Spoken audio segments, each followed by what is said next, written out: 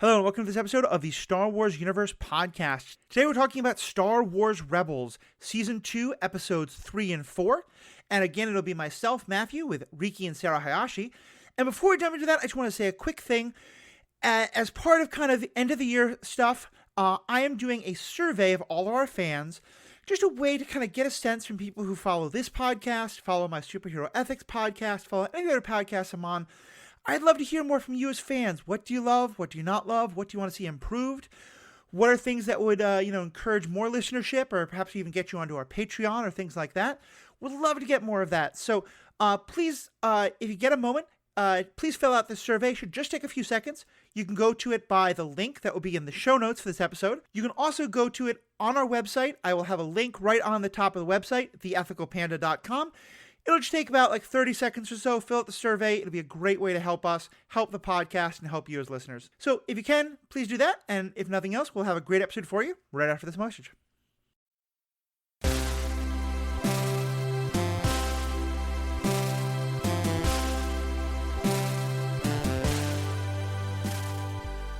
Welcome back. I'm Matthew, your host. Before we get started, I wanted to take a moment. In the last couple of days, we had a new person join our Patreon at the $5 a month level. So Winston Gordon, thank you so very much. You are a huge part of what helps make these podcasts happen. It does take some time and love, but honestly, there's some expenses that go into these. We always love having patrons. So Winston, thank you so much. Now you're going to get access to ad-free versions of all the episodes. You're going to get thanked again from time to time, and you will be getting a outtakes compilation from all of our episodes that will be going out probably sometime in the next week or two. So, whoa. Riki and Sarah. Whoa. I didn't agree to that. If you had looked at the Patreon, you would have seen that it's a thing. All identification will be changed. No one will know about the silly things that you said. So you'll be fine. Winston, you have to sign an NDA when you get the outtakes. But anyway, so if other people want to check that out, just go to patreon.com and search for The Ethical Panda. With that, though, let's dive into these episodes. So, Riki and Sarah, other than being horrified that your outtakes will now be shared with the world, how are y'all doing tonight? I'm fine. Everything I say, everything that comes out of my mouth is just perfect. Mm-hmm. There you go. There you go. Yeah, definitely. I can confirm that. It's not. He's silly. Yeah, we're doing good. Kind of sleepy. That, holiday push. If you're a maker, I think you understand the horror of the first few weeks of December. But yeah, hanging in there. How are you? It's true. Doing well. In the same kind of boat. I love the holidays. It's my favorite time of the year. I love to cook. I love to hold parties. I love to host and make gifts for people, but it's a lot. And so I will also say to our fans, this may be our last episode of the year. Depending on travel plans, I know Riki and Sarah are planning to travel around the time when we normally record episodes. We may get one more episode in. We may not. So in which case, we'll probably go on a hiatus for a couple of weeks, either after this episode or after the next episode. But of course, some portion of the Star Wars Universe podcast people will be back for live coverage or immediately after it drops coverage of the Boba Fett, the Book of Boba Fett show. But in terms of Star Wars Rebels, we're working on the exact details, but we will be continuing Star Wars Rebels coverage as going forward alongside the Boba Fett coverage. We don't know the exact details of that, but so the point is, this may be the last episode of Rebels for the year. We may get one more, but after that, we'll take a hiatus for a couple of weeks until the new year. But so with all that out of the way, let's kind of talk about these episodes. We have a two-parter again. It's two episodes, but it's basically one story. We once again saw that to be continued at the end of the first episode. So does one of you want to read the description of the first part of this two-parter? Sure thing. Okay. Having barely escaped total destruction of the rebel cell Phoenix Squadron by Darth Vader, Ahsoka Tano sends the Ghost crew to locate a former military commander somewhere in the Sealos system who has the knowledge of useful hideouts in the Outer Rim. The crew discover the commander to be former clone trooper Commander Rex, accompanied by Commander Wolf and clone Commander Gregor. Kanan is immediately hostile as soon as he found out about them being clones due to their role in Order 66, although Rex claims they removed their brain chips. Ezra negotiates with Rex for information relating to potential bases. In return, Gregor enlists them for a hunt by using Zeb as bait to catch an elusive Jupa. With the hunt successful, Rex holds up his end of the deal, but Sabine discovers that Wolf betrayed the Ghost crew's location to the Empire. A skirmish with an Imperial probe damages the Phantom shuttle. The crew is temporarily stranded with the clones waiting for an Imperial assault. To be continued. Dun, dun, dun. Episode 2 of the arc. The Empire tracks down the Lothal rebels to Selous. Admiral Constantine and Admiral Kallus arrive at the Selous system to capture the Jedi. Rex gives the Lothal rebels a data chip containing all the Republic bases in the Outer Rim, along with a number of other things, pirate bases, things like that. Ezra tries to persuade the clones to join the rebellion, but Rex and the clones instead offer to delay the Empire so the Lothal rebels can escape. Agent Kallus commands the clones to hand over the rebels, but when Rex refuses, Kallus arrives with 3 AT-ATs. There's also some TIE fighter combat, but we've got to skip over that. Taking advantage of a sandstorm and the Force, Kanan, Ezra, and the clones use their AT-TE's main gun. That's kind of a walker that they have. It's a lot shorter and squatter, but, has some firepower too. They use the main gun to destroy one of the AT-ATs, AT-ATs. Meanwhile, Admiral Constantine is summoned away by Darth Vader. Instead of meeting him, the Admiral meets Fifth Brother, who's yet another Inquisitor, who claims that he will succeed where Kallus and Constantine have failed. The Lothal rebels prepare to leave on the Phantom, but Ezra is unwilling to leave Rex and the clones behind. Kanan, Ezra, and Zeb commandeer one of the AT-ATs, the AT-ATs, and turn its weapons on Kallus's AT-AT, which Rex destroys with a critical hit. Kallus flees the battle on a speeder. Hera returns to pick up the clones and the Ghost crew. Returning to the Rebel flotilla, the Lothal crew, rebels, and Rex reunite with Ahsoka. So what'd y'all think of these episodes? Clones. Clones. So many clones. All the clones. Yeah. I mean, again, it was great. I love Rebels. It was nice to see the clones again. It's really interesting seeing the interaction between Kanan and the clones and kind of getting more into his Order 66 feelings. We got a little bit of that in the previous arc. Yeah. Well, this show, in addition to introducing great new characters and filling that gap in the timeline before A New Hope, really just hits on a lot of nostalgia for people who have watched the Clone Wars cartoon. And, obviously we got Ahsoka, but now to get Rex as well, like that combination is just magical. And especially with Darth Vader being a prominent character on the Imperial side in this season, like that's the three of them. That was the show, with a little bit of Obi-Wan riding animals. Yeah, it's so true. And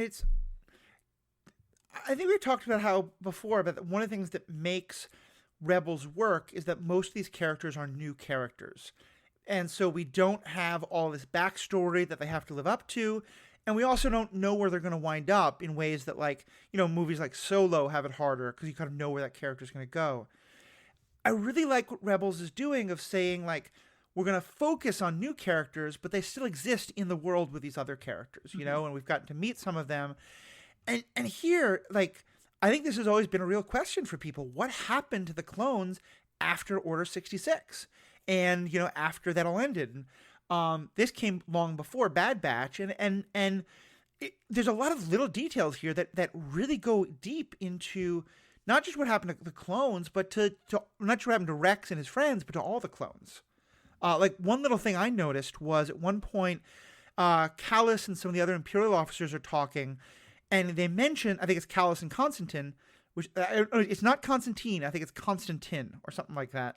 But they mention that they've got a message from a clone, and someone else says, "Oh, I thought they'd all been decommissioned."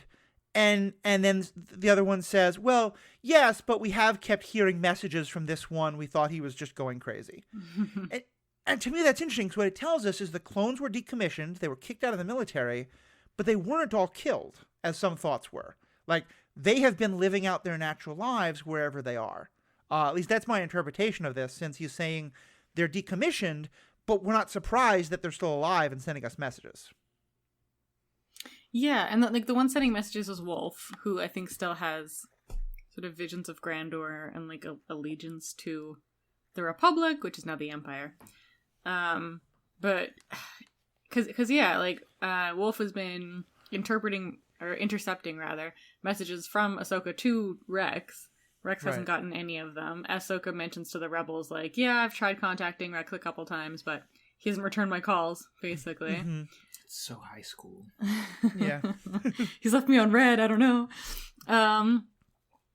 But yeah, to have Wolf out there being like, hey, Empire, I got some more hot tips for you, and them to just be like, oh, it's just this guy again, whatevs. Yeah. Is interesting. Maybe it's because they're on such a remote planet that they just don't think it's worth the effort to go and like get rid of them, or that like Wolf still showing allegiance to the Empire maybe makes them less harmful in the Empire's eyes. I don't know, because we don't. I mean, I don't know. We don't see clones much anywhere else. Yeah.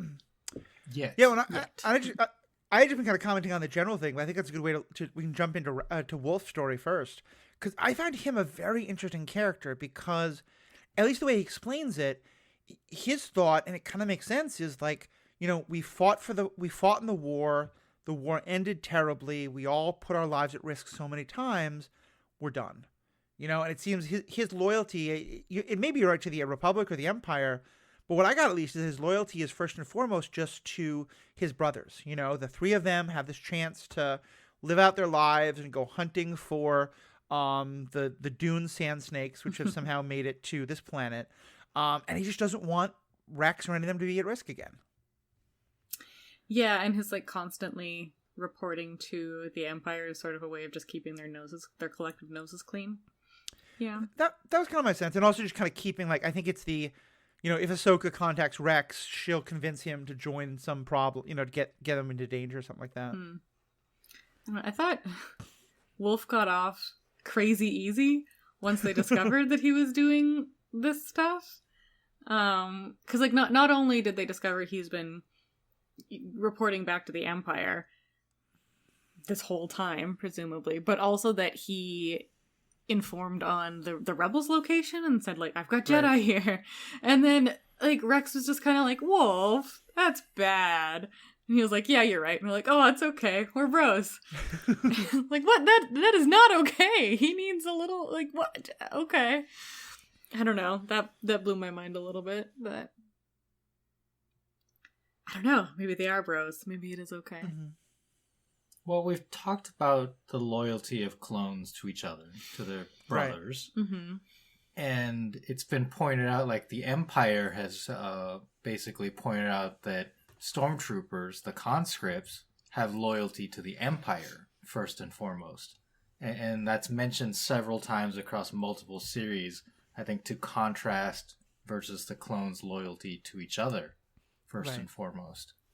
And that's why, you know, we saw in the Bad Batch, they make this changeover from a clone army to a conscript stormtrooper army. Yeah, but I don't know. I guess for me, that would just make Wolf's actions all the more upsetting, because I don't know. I guess he's like protecting his brothers, but it's. I agree that plot point just kind of gets wrapped up without much sense. Yeah, well, especially from, like, Ezra and Kanan's perspective, right? Because they're just like, this guy ratted us out. And they're like, oh, it's okay, I'll have a word with him. He says he's not going to do it again. It's like, oh, okay, cool, fine. But go ahead, Ricky. They also play Wolf and Gregor, especially, as these kind of broken soldiers with PTSD. And I think there's a certain amount of just kind of feeling bad for these old men and what they've been through, and forgiving them, because that's like you're just, the war broke these people. Yeah. Well, and especially because I feel like the show, I did think it was fun. I felt like the show did a very good job of making us in the audience feel sympathetic towards Wolf. I didn't fully believe that Kanan and Ezra would get over it so quickly. Mm-hmm. Yeah. And certainly, I admit, I was surprised that Wolf lived.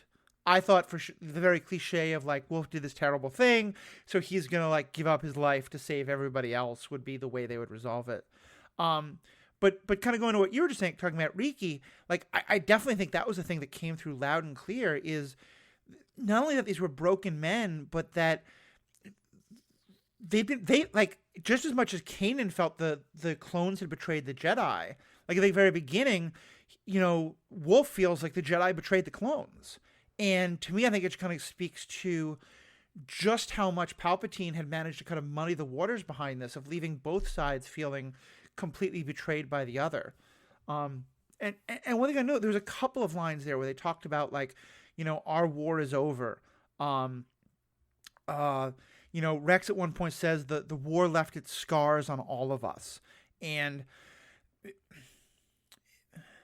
to me, it was one of the most powerful parts of the show, of the episode, was talking about how much this war had hurt them all.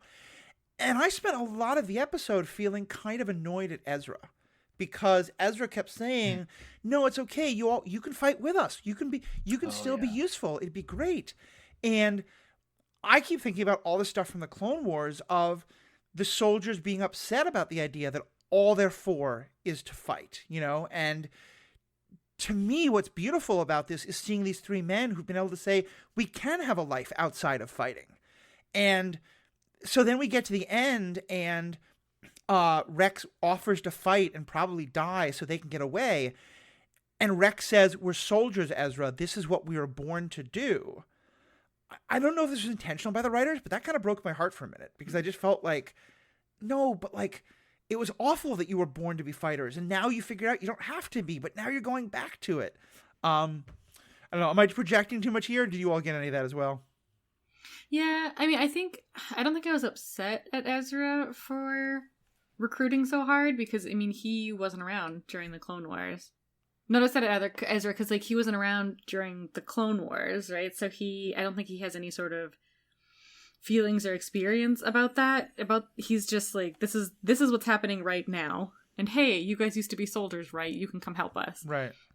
Without kind of contextualizing that, because I mean, he just straight up wasn't around for it, right? Whereas, yeah, I think what you're talking about Rex at the end saying like, we're soldiers, this is what we're meant to do, it did feel like a bit of a resignation almost, because like, you'd built your weirdo Howl's Moving Castle camper van, and like the three of you were just palling around in the desert, but then you get like sucked back into it. So I mean, like, in a way, there is no escaping it. It is kind of what they were meant to do, I guess, and there is something really sad about that, I think. Yeah, I think there is a bit of sadness to it, and I'm glad that Rex is the only one at the end at the end of the two-parter that goes along with them, because like in these episodes, Wolf and Gregor are just not ready to go back to combat, in my opinion. And I think Rex also has Ahsoka to go back to. Ooh. Not like that. Well, I mean, they're pals. I don't know, but like, I mean, they hug when they meet again, right? It's like. Okay. I mean, the last time they met, like, I should. You should. All right. I mean, most of the time they were together, Rex was basically the equivalent of a person in his 30s or 40s, and Ahsoka was 10 or 12. So I see it much more as kind of like an uncle niece kind of a, you know, or a like. Yeah, but in real age, it's flipped. Huh? Because he's a clone. He's a clone. Yeah. Yes, he's not actually that old. Yeah. I guess, I mean, I think uncle niece is more, or like big brother, younger sister situation. Because, I mean, I think the age gap is maybe not as quite as large, but it's still like enough to be a little icky if they got together later in life, right? It's sort of a like Monica and Richard thing from Friends, where that was gross because he was a grown-ass adult and she was a toddler peeing in his pool. And then they got together. Friends is a wild show, everybody. Anyway. I have no idea what you're talking about, and I'm so glad I don't. Oh, yeah. No one ever told you life was going to be this way. I I just don't understand how they paid rent on that apartment doing the jobs they did. Oh, so anyway, they did. gold. Yeah, it's rent controlled as her grandmother. Anyway, Okay, no, listen to my not the friend's French podcast. But yes, no. When they hug at the end, like I don't think they're about to start making out or anything, right? It's just like old friends reconnecting. And I do think that was a big motivation for Rex going back, learning that Ahsoka had been trying to contact him all this time, and that Wolf had just been intercepting those messages, and that she was out there. I don't think Rex knew that Ahsoka was still alive. Yeah. Well, okay, so let's seg this, if that's okay, into who these people are. Yeah. Right? Because we all know Captain Rex. He was a huge part of the Clone Wars, if you watch that show. He got promoted to commander. Let's even with him. Let's take a minute for those who didn't watch the Clone Wars, who maybe just been joining us for Rebels. So Rex was kind of the lead rebel, the lead clone soldier of the division that Anakin was commanding. Yeah, and so the 501st, and so he worked a lot with Anakin, and he at one point, like when he talks about the Jedi who I knew, who was just all these great superlative things, he's talking about Anakin. Which there's just kind of a wonderful ironic moment since we know Darth Vader's now out there, and the two he worked most closely with were Anakin and Ahsoka, so I think that's why he has such a powerful resonance for those of us who know the Clone Wars TV show. Yeah, and I think Wolf we already mentioned. I don't know if we mentioned it on the podcast or if we were just chattering beforehand. As he's a background character that's quite popular. Well, so Wolf was the clone who worked closely with Jedi Master Plo Koon, and they frequently fought fighter missions together. So he was a fighter pilot, and their clone group was called the Wolf Pack, because you do that if someone is named Wolf. So I believe in Revenge of the Sith, we get a scene where Master Plo Koon is shot down, like they are in a fighter battle. And then the clone fighters pull back behind Plo and shoot him down. And there's a lot of chatter in Star Wars fandom about whether Wolf was the one who shot him down, and it's believed that he is not. So he might have been in that battle, but he was not directly responsible for Master Plo Koon's death. Right. He also did. He has a cybernetic eye in this episode. He lost his eye in a fight with Asajj Ventress from the Clone Wars. Ventress is great. So also a thing here. And what about Gregor? Gregor is kind of the wackiest one in this group. And also, just like side note, D. Bradley Baker knocking it out of the park again as the voice of all these different clones. Yeah, it's the most distinct voice with Gregor. Just kind of a little like, oh, like I'm the crazy uncle. But he was possibly the most effective of them during the war. He was like a commando. We saw him in the 5th season episode, I believe it's called Missing in Action, which was the droid arc that we hate with Meeber Gascon. When the droids and Gascon get to this like kind of deserted town, not totally deserted, but kind of backwater town, they find Gregor working as a dishwasher in a restaurant because he has lost his memory of being a clone commando. And then they jog his memory and say like, no, this is who you were. You're a commando. You have to help us like blow up this Rhydonium and escape from this planet, which is being overrun by separatists. And he actually he has this very dramatic attack on this spaceport and helps the droids and Gascon escape. And like the spaceport blows up. And we all, I think, at the time assumed he was dead, right? Like a heroic death for Gregor. Meanwhile, he shows up here in the future, and then they backfilled his story in The Bad Batch, in an episode called War Mantle, where Rex, who has made contact with the Bad Batch after the war, asks them to rescue this clone who has been taken captive at an Imperial base. And Gregor was actually there as a clone trainer, training the first generation of stormtroopers. And then he realized what was going on, that he was training their replacements. And he defected and tried to escape, was captured, and then the Bad Batch goes in and rescues him. So that, like, we get this whole, like, 3-part Gregor arc across 3 different shows. And it's very interesting. I went back and watched that episode, and he's, like, in between the very effective clone Commander Gregor and the crazy Uncle Gregor. Like, there's the hints of the Gregor voice coming through. So, again, played very well. This subtle shift in his personality and his voice. And he talks about getting blown up. And so that may have affected him, you know, as it does. Yeah, certainly the show, like, they're all sort of like crotchety old uncles, but he's definitely the, like, let's go play with fireworks, kids, kind of guy, you know? Very eccentric, yeah. Well, yeah, he's the one that recruits them for the Juba hunt. Yes. Juba hunt. Yeah, it is. Which is a great scene. For me, I don't know. For me, it was reminiscent of Jaws, the original Jaws. Just the way that they go about it, and the way that this rickety walker is getting dragged by the giant worm. Mm-hmm. It's also, I mean, we're mostly talking about the clones here. It's a great moment, I thought, for Zeb, because, you know, Zeb is put out as bait, and this guy, Gregor, is like, nah, you'll be fine. You'll just get a little digested. You can fight your way out. And Zeb is understandably quite upset about this, until he kind of realizes that Gregor is his kind of crazy, you know, and then they quickly become kind of best buddies once Gregor is like, oh yeah, you did it, you were great, you know. Like, and I was great. And now we're gonna eat this thing. He's like, all right, we're gonna eat this thing. It's fun seeing those two like really connect on that level, and by the end, Zeb is kind of their best bud. Yeah, for sure. Yeah, Zeb would fit right in on that little walker caravan situation they got going on. There's another connection between this episode and Bad Batch that I want to get into, but let's just kind of go a little bit further on the clones and see if there's anything else we want to get into there.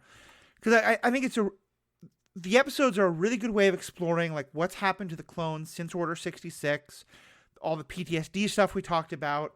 I really just loved getting to see how deep these tensions are still between the clones and the Jedi and on both sides. And even though that, because remember, we talked during the Clone Wars about how the clones were kind of brainwashed into thinking that the Jedi were always good and right and pure and their leaders. And that's why the betrayal on both sides hurt so much. And we get just a little reminder of that, at the end, when Ezra and crew come back and they sort of do this great Jedi Force leap onto the top of the AT-AT to save it, Gregor looks up and goes, just like the old days. You know, and it's like the Jedi were the ones who completely got them into this dangerous mess, but he's just seeing them do cool Jedi things and come to the rescue, and so he's still right back to that hero worship. And I was just it just hit me in the heart again, because like, oh yeah, this is like there's a real connection there, but also this is what the clones were taught to do. Yeah, and even like their plan is like, we're gonna go into this sandstorm. And then you're going to use the Force to sense them, sense these walkers, the AT-ATs. And because, you know, you can use the Force and you can do that and you're going to do that and then you're going to know exactly where they are and then we can shoot them and then it's great. And like Kanan and Ezra are both a little, I think, weary of this plan, right? Like, I don't know if we can do this. Ezra especially. And the clones are just like, nah, you're Jedi. You can do it. Jedi are superheroes. And, like, they're not necessarily wrong. But, yeah, that whole hero worship thing comes roaring right back. So, I want to mention real quick, in this episode, they talk about Order 66. And then I think Rex is the one who says, like, we removed our chips. We didn't betray our Jedi, right? And this episode came out before Clone Wars Season 7, which wraps up with the whole Rex Ahsoka thing and Order 66 happening around them. And we see that, he kind of betrays her and then she removes the chip for him, right? So there is some contention in fandom about the accuracy of this line. And then, like I said, Commander Wolf, we're not sure if he was actually present in that battle where Plo Koon is shot down and what his role in that was. Yeah, but I mean, I feel like were you Wolf and you did shoot down your commander and then later removed your chip, I don't know if he might just be like, yeah, I didn't betray my Jedi. Yeah. It's fine. My chip's gone now. Don't worry about it. I think it would make for an interesting one shot or something like that to see, what happened with Commander Wolf, like what his role was in Order 66. Yeah. I feel like in both the last season of Clone Wars and in Bad Batch, they make this issue a lot more complicated in ways I like, that I feel like this episode, it's the one part of this episode I didn't love. Especially the way Rex says that, because what's happening is Kanan and Ezra are talking about what happened, and Kanan's telling this harrowing story, which we'll get to in a minute. And I think Kanan says, they, or one of the two of them says, like, they were controlled, they didn't have a choice. And Rex overhears that and says, no, the three of us removed our chips, and then he says, there's always a choice. And I sort of felt like it felt kind of like what he was saying was that they removed their chips before, that they kind of chose not to go along with Order 66 and to remove the chip instead. And that really doesn't line up with what we learned in later episodes. And so I was just like, yeah, okay, that line doesn't fit. And I'm kind of happy that they kind of retconned that out. Yeah, or I mean, like, at the very least, like, shaming the rest of the clones for having their chips still, and somehow implying that, like, they could have just tried harder, could have just pulled themselves up by their bootstraps and not, like, gone with their brainwashing, which is obviously not how it works. Yeah. It's a bit of a weird line for sure. Yeah. But yeah, like we'd all mentioned, this was pre-season 7, pre-Bad Batch, all that stuff. So let's talk about Kanan for a second, because I'll start by just tying it into the Bad Batch. One of the things I think we talked about when doing coverage of the Bad Batch is that sometimes there's a greatness of you fill in a detail later that means when you go back and watch something else, it makes that thing that already happened that much more powerful. The first time I watched the Rebels and I heard Kanan talk about, watching his mentor get cut down by the clones, and he's saying to Ezra, you don't understand, you weren't betrayed by them. It was powerful, but now having seen that betrayal actually happen in Bad Batch to young Kanan, it just hit me so much harder. Yeah, definitely. And I mean, I really appreciated having Freddie Prinze Jr. as a voice in Bad Batch. I know that wasn't loved by everyone. But yeah, getting to see it happen and then hearing about, Kanan recalling it in Rebels and having something sort of concrete to go back to definitely, I think, adds more power to it. And again, like, I like how they did it in that they didn't negate anything that came before it, right? Like, it's always tricky when sort of doing these flashbacks and filling in these details to, like, accidentally create some sort of inconsistency or, like, paradox, right? Whereas this, I think, just, like, filled in nicely all this trauma that Kanan's been talking about throughout Rebels. The Bad Batch season did. Was it the season opener? Mm-hmm. Yeah, okay. That's how it starts. Yeah. Because it's Hunter who lets young Caleb Doom escape. Yeah. Right. Yeah. And that leads to the conflict with Crosshair initially. Yeah, because Crosshair is just like good soldiers follow orders, what you're talking about. Yeah. Oh, Bad Batch is so good. If you haven't seen Bad Batch, go watch It Bad really Batch. is. It really is. And even just beyond that one moment, I just really liked seeing Kanan having a lot of these very un-Jedi emotions of he still has a lot of bitterness. He still has a lot of fear. He has an innate distrust against the clones. And I think all of it is completely understandable. But all of it's the kind of thing that, like, Master Yoda would have, like, yelled at him to get rid of. But here we're seeing that he's a good Jedi, even though he still has all of this. Yeah. I don't know if modern Yoda would have yelled at him, but definitely, like, Senate leader Yoda totally would have. Modern Yoda would probably be really excited for the Jupa hunt. Yes. Yes, yeah. Last Jedi Yoda. I think Yoda, even of, like, training Luke, would have said, like, these emotions don't serve you well, Kanan. Sure. Let me beat you with a stick. Mm-hmm. Yeah. Ugh. But yes, yeah. Any other last things on Kanan, or should we talk about the other Jedi we get to see a lot of in this episodes, or some of at least? Ezra? Because Ahsoka is the one I was going to mention. Ahsoka, okay. I think some interesting character beats we get from Ahsoka, especially, it's such a small thing, but, they're going back to find Rex. You'd think she would be all over this because she and him were so close, but she says, I can't. I have to follow up on this lead about the Sith Lord. Mm-hmm. Well, and also, like, she reveals that he's been ghosting her, so I feel like fair. Maybe she doesn't want to go see him, right? She doesn't know that he hasn't been getting her messages. She thinks he's just dodging her. I think it's possible. My sense is certainly, though, that the search for the Sith Lord is a big, big part of it for her. Yeah. Definitely, right? Because that's Anakin. Right. Well, do you think she knows it's Anakin? Yeah. I think she doesn't want to admit to herself that she knows it's Anakin, but I think she knows it's Anakin. Mm-hmm. I don't know. I know. I agree. Yeah. I think that's probably true. And then the last kind of fun thing to bring up is we get a little bit more of Imperial politics. We're seeing more, in some ways, Constantine and Kallus are kind of working together to somewhat. But then at the very end, we find out that Constantine was pulled away to meet up with a shuttle, out of which we think is going to be Vader, but instead is another Inquisitor. I don't think he's named this in this episode, but we later find out this character is named the Fifth Brother. And he's once again sort of saying, Kallus isn't doing it right. You're not doing it right. I'm taking over.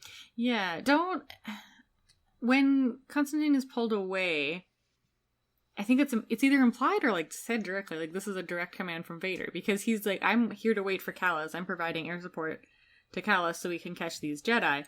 And I mean, the only reason really that Kallus fails so hard is that like he doesn't have his backup waiting for him. Yeah.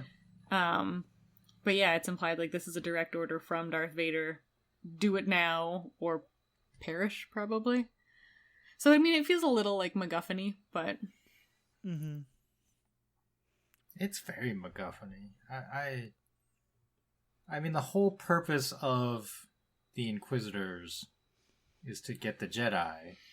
And you have the Star Destroyer stationed above a planet where you have the Jedi trapped. Mm. Like, why are you pulling the Star Destroyer away to meet this shuttle?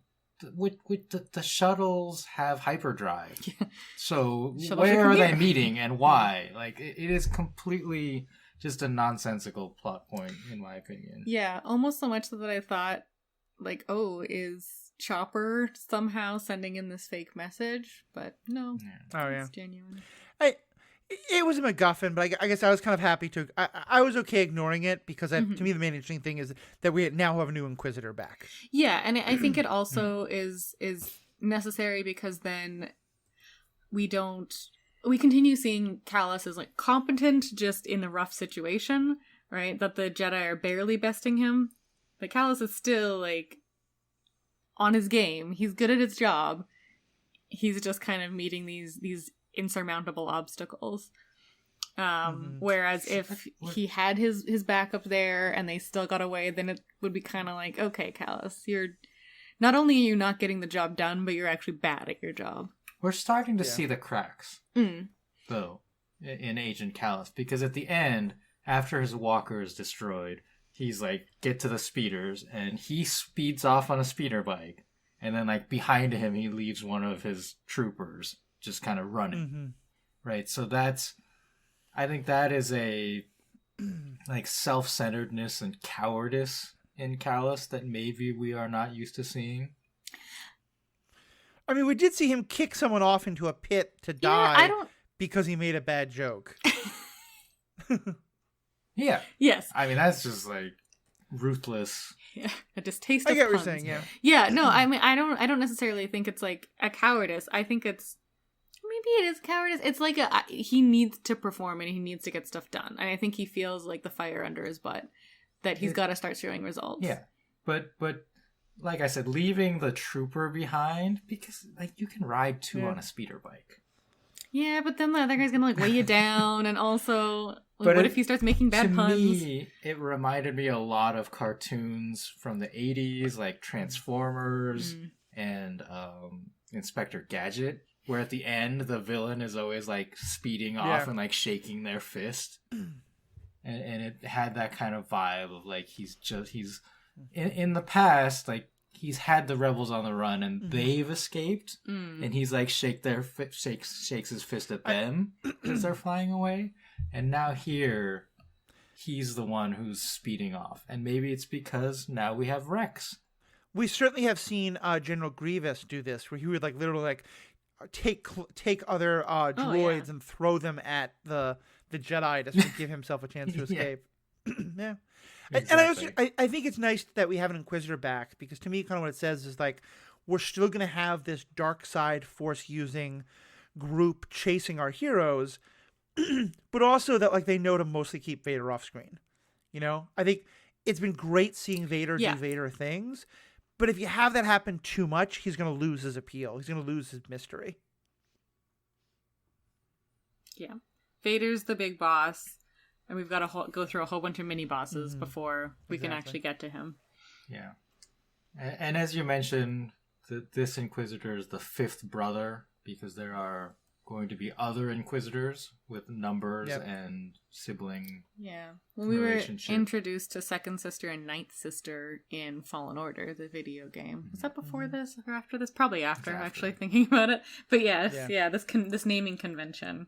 And I think in season 1, they only refer to that Inquisitor as the Inquisitor, but I believe we're going to get some retcon here in a couple episodes where he's called the Grand Inquisitor, so it's implied that he was the leader of this. Which will always a little bit bother me, because I love to me, the Grand Inquisitor I'm always going to think of as one of the great stories from the Brothers Karamazov, which is a fantastic Russian philosophical novel by Dostoevsky. But anyway, that's a whole other thing entirely. Any other kind of last comments people want to bring up? I've come on one or two other things, but I want to hear from you all if there's other last little bits you wanted to mention. I mean, we could talk about Dostoevsky. I'm down with that. Friends and then Dostoevsky. Go together hand in hand. It's great. Yeah. Crime and Punishment and Friends. You mentioned Admiral Constantine. So I don't know, it might be an accent thing again, but I think it's Constantine, but maybe that's just me wanting to project that he's cooler than he actually is. Yeah, when we also like we have the subtitles on and it's spelled Constantine, but it could be pronounced differently. But he is definitely like not I mean, he's an admiral, but he's not really like the military genius, you know, like Callus is presented as. And I think like that's what's going on here, is they are showing him to be kind of like incompetent, right? Like he's giving up this post that he is manning to go meet this Inquisitor. And like I said, it makes zero sense. And I think that is part of what is being played out in this episode, is like that he's not a military guy and he's there for his own skin and the politics of it. Yeah. I mean, it might be. This is just like an aside. Is this the "It's not your fault, but Vader won't know that" guy? Yes. Okay. Yeah. Is that from an episode we've already watched? Is that these episodes we've been watching ahead? I'm sorry. I think that was in the previous one. Okay. Yeah. Okay. No, that definitely was. Yeah. Right. So it's that. Yeah. What you're talking about is in the last arc, when Vader goes off solo in his TIE fighter and just like beats up Phoenix Squad, and then the Star Destroyers show up. And they trap him in the... They evacuate Phoenix home, I think, was the flagship, because it's going to blow up. And they escape. Like, the Ghost is escaping, Vader's chasing them, and then they try to tractor beam the Ghost. Yeah. In between two Star Destroyers, and they accidentally tractor beam Vader as he's chasing them. Yeah. And yes, Admiral Constantine is the one who tells the tractor beam operator, "It's not your fault." And he's like, "Whew." But Lord Vader won't know that, implying that he's throwing that guy under the bus. Again, just like playing the political hand. Exactly. This guy. Yeah. So I think that's what's being set up with these little moments with a kind of minor character, but interesting.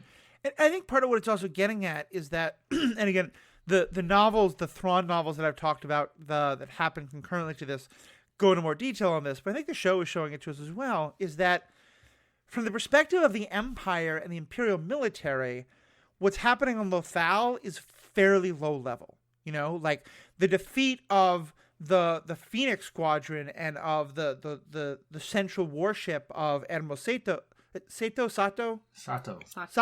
of Admiral Sato's armada. That's a much bigger deal. You know, chasing down Senator Mon Mothma, those are the big deals. The tension here, though, is that even though this is a fairly small, just one group of rebels, there's Jedi involved. So the Inquisitor cares, Darth Vader cares far more than the Imperial military cares. And I think that's kind of part of the tension we're seeing here, which I really like. And we've had some, is it Tua, who maybe implied that there's more to Lothal than meets the eye. Mm-hmm. But yeah, it's still relatively low level. Not the Tatooine backwater planet where everything secretly is happening all the time. Mm-hmm. But yeah, in the grand scheme of things, relatively unimportant. Yep, very true. But you've had Tarkin visit. You've had Vader visit. So yeah, I mean, stuff's happening. Yeah, they got stuff going on. Yeah. A couple of small things that I noticed that I thought were really cool. We got to see an Imperial probe droid, the same kind of droid that we'll see on Hoth many years later / many years before in the movies. Also, I don't know how intentional this was or just because this is the way I think, but that whole scene where they're all these walkers are moving around in the sandstorm and they can't see each other, it felt to me very much like a submarine battle or... to me, the sci-fi movie where it's like a spaceship's it is a spaceship submarine battle movie is Star Trek II, The Wrath of Khan. And I don't know if you all know that movie well. It's one of my favorites. But there's a couple scenes, especially of like the static on the screens because they can't quite see each other. And the shots of the like sensors on the different like walkers were very much resembling of that. Is that a movie you all know or a genre of movies you all know that you caught on? Benedict Cumberbatch, right? No. Me. You got. Yeah. No. I yes, we're familiar with Wrath of Khan. Riki more so than me, but yeah. I've seen both versions. Mm-hmm. But yeah. I mean, now that you mention it, definitely some like Hunt for Red October vibes going on. Yeah. Especially with like the Force trying to sense them out, sort of like listening for that sonar ping. Mm-hmm. Yeah, I totally see that. I didn't think of it at the time, but yeah, now that you pointed it out, definitely. Yeah. The one other thing I noticed, and we may have seen this before, but for some reason this is the episode where I really kind of put it together. The helmet that Callus wears, it makes him look a lot like Magneto from the most recent X-Men movies, and I think actually from the comics where he's got like his face is showing, but like his metal that comes down, and I'm gesturing with my hands to explain this, which makes for terrible radio. But yeah, if you've seen it, it's kind of a Magneto look. I don't know if it's intentional. It's in the shape of his mutton chops. Yeah, it's like he goes to his barber and he's just like, "Do you want to take your helmet off, sir?" And he's like, "Nope, cut around it." But that's part of why Callus remains a beloved antagonist. Is that he puts on the helmet and he goes out in the field and he fights with his troops, right? Like, that's what people like about villains like this. He's not like... Versus Constantine, who's like, I'm just gonna put her off and pick up this Inquisitor. Yeah, chuck my soldiers under the bus. Yeah. So, Callus, despite his defeat here and speeding off, remains the goated villain. Mm-hmm. Yep. Any of the last things you all picked up on or wanted to mention or ask about?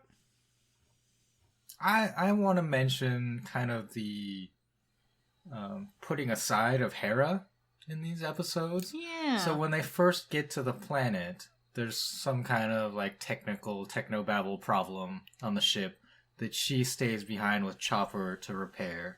The Star Destroyer shows up, so they have to power down. Which doesn't make any sense, because she's like, "Chopper, I'm going to have to turn you off too, but I'm going to leave the life support on, parentheses," which they can't sense. Okay. This is a keep pet branding. peeve of mine. Keep branding, I know. This is a pet peeve of mine about powering down, because they power down like 3PO as well. Sure.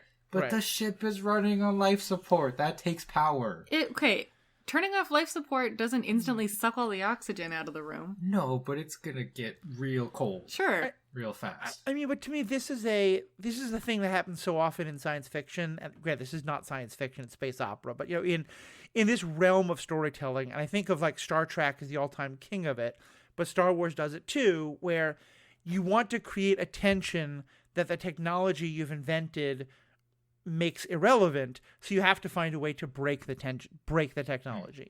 Like half of Star Trek episodes are about the warp core not working, or the transporter not working, or the holodeck malfunctioning, or something like that. I feel like Star Wars does kind of the same thing. Like there's no such thing as ammo in a laser cannon until it matters that we might run out of ammo. There's no such thing as fuel. I love Last Jedi so much, but there's no such thing as fuel for a starship until, you suddenly need enough fuel for a hyperspace jump.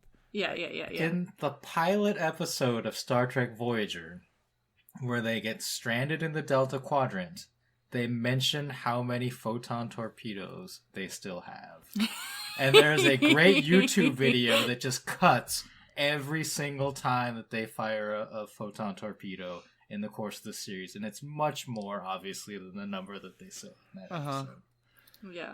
Yeah. I mean, I'm watching that show, and they use the replicator to create a new shuttle.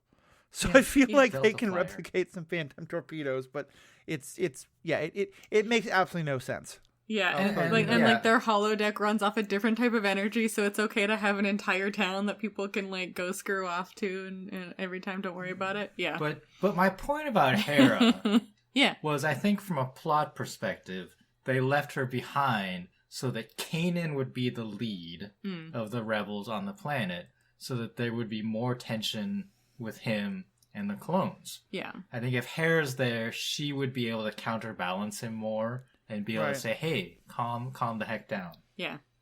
Well, I mean, she's been...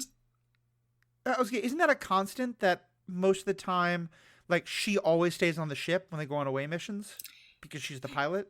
Yeah, she's the pilot, so she's like the Oracle, to make a Batman reference, in a way. But yeah, I mean, she's also, has always been telling Kanan to calm the heck down. Fighting in wars, clones, anything he gets hot-headed about. So yeah, like, having her... I mean, I don't necessarily think that having her on the planet with the clones would have been that different. It is just, like, a lot of characters, so to, like, have two conveniently hang out, is probably just easier to deal with plot-wise, especially when you have 3 more main-ish characters for this episode coming in. And yeah, Hera, the pilot, and Chopper, her droid, being the ones who stay behind, I think just make logical sense. Yeah, I didn't mind it, other than the powering down part. Yeah, which you definitely didn't complain about while we were watching it at all. I complained about it too to myself while watching it. Really? So I don't know. I get it, but it's one reason why I prefer shows that just never create like this endless technology. Like I've often talked about how I think Orville is the best Star Trek show to come out since DS9, because it is 100% a Star Trek show. It's much more Star Trek show, I think, than some of the newer ones. But they very intentionally don't have transporter technology or some of the other things that just make so little logical sense as to why so many things are issues. Yeah, I think my biggest issue, not life support needing to be shut down, I can deal with that, is that ships don't scan for life forms, apparently. There you go. That's the thing that I find weird, because like that would be the thing that you'd maybe want to scan for? I don't know. I'm not a soldier. Yeah. Like heat signatures. Sure, yeah. Yeah, I guess you could have like unmanned aircraft. That my main thing about the powering down is that specifically turning off droids. Yes, and like the idea that the droids give off more power than the life support. She turned off life support too. It's fine. No. The oxygen's still there. Yeah. It's very well insulated. No, but then she does like she powers them up, and she's like, Chopper, you got to run in low power, and then also do stuff. And we get lovely sassy Chopper moments where he's like, on low power, screw you, lady, and she's like, go do your job. It's like, Yep. All right. Well, I think it's probably a good place to wrap up. Sarah and Riki, what are you all up to that people might want to check out? I have updated my Etsy store. I've been threatening to. So if you want to check out various holiday gift options, lovingly handcrafted, you can go to etsy.com/shop/Hayashi Ceramics. Stuff will be updating between probably like now and I'd say like the 16th, 17th of December. Cool.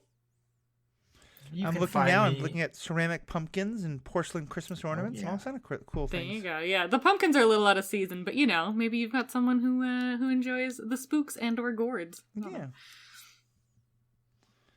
You can find me on Twitter at WikipediaGo, where I will rant about other incongruities. Actually, one of mine currently is on live action shows, empty coffee cups Oh my and pizza gosh. boxes. Watching shows with Which him. people carry around, just willy-nilly tipping them over. He'll pause TV shows to point this out. So I'm It's going to say great. on behalf of Sarah, on behalf of my partner, on behalf of Jacob Milicic, his partner, on behalf of the partners of many of the people who go deep on these kind of things, fans, if you interact with us on Facebook, if you interact with us on Twitter, if you interact with us in any of these places, we don't have to badger our partners about all of our theories on this. And you're going to add to the relationship and marital health of all of us. So please talk to us on Twitter. Talk to us on Facebook. Tell us your thoughts on this. Help us have healthy relationships into the new year. For The Ethical Panda, my creations, you can find us on Facebook, Twitter, by searching for The Ethical Panda. You can go directly to theethicalpanda.com, our website. Of course, you can email us at theethicalpanda@gmail.com. I mentioned, and also theethicalpanda.com, the website is where you'll find the survey that I've mentioned. Please take a moment to fill that out. It will really help. Of course, if you want to join the Patreon, one of the reasons I'm doing the survey is to kind of revamp the Patreon. So please feel free to check out the Patreon now, but know that starting hopefully at the beginning of the new year, I'm going to have a whole new way of doing things with the Patreon, hopefully some new ideas about rewards and levels and things like that. So please do check that out. And again, though, thank you again so much to the folks who have just signed up. It is so good to have your support, and those who have stayed supporters. You help keep the lights on. You help keep the sound on. It is so appreciated. So on behalf of myself, Sarah, Riki, thank you all so much for all you're doing, and have a great day. Yay. Oh,